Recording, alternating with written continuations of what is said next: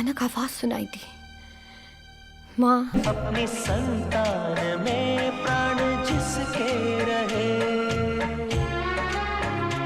They say motherhood and childbirth are beautiful and miraculous, that most women are born with the maternal instinct, which kicks in at some point in their lives and tells them it's time to have babies. And so this idea of inevitable motherhood is hammered into most girls' heads at an early age. Even with cultures recognizing that not all women want kids, the maternal instinct still looms large on women's lives across social intersections, altering their life paths.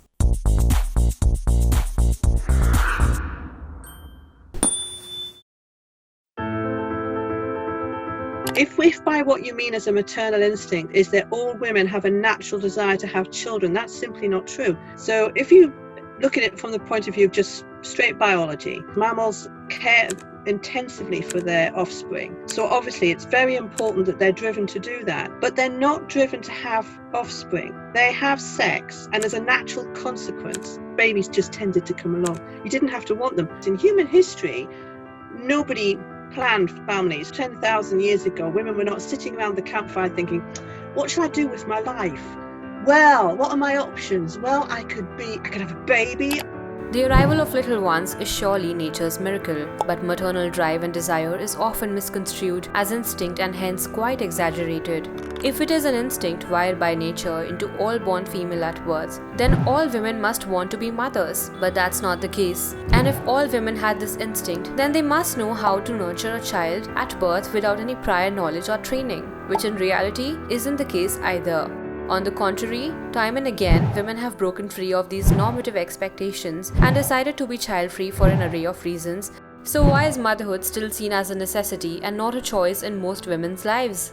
When a natural trait such as reproduction by the female of the species, when it gets naturalized and normalized, then it's no longer considered a choice, but a demand and an expectation. This norm it functions both through self-regulation, but also through collective practice. So it's very interesting. I will police myself to think certain thoughts. And of course, the society polices me. And both of which we imagine our naturalness and normalcy, but that's really not so. And then this is done so that women themselves aspire to the role and see it as their primary or one of their most critical purposes in life. And so you see generation after generation of women desiring motherhood. Now, if you don't glorify and police these roles or positions, then more and more women could opt out. The social and patriarchal constructs that glorify motherhood as wholesome and fulfilling for women also allow fathers to be fence-sitters. In reality, it also relegates mothers to primary and even exclusive caregiving responsibilities, which leaves them lesser room for agency or other ambitions of their own.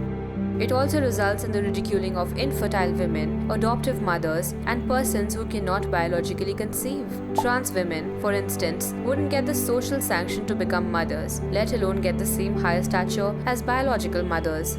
This mandate leads to long-term psychological impact on women. And then there's the very common and lesser talked about postnatal depression too.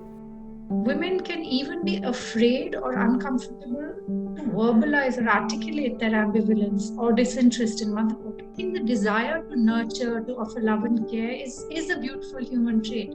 But when it's born out of fear and shame or the compulsive need to have another one to care for us or to address our existential angst and such like, that can create a very vicious circle of pressure for ourselves and the child.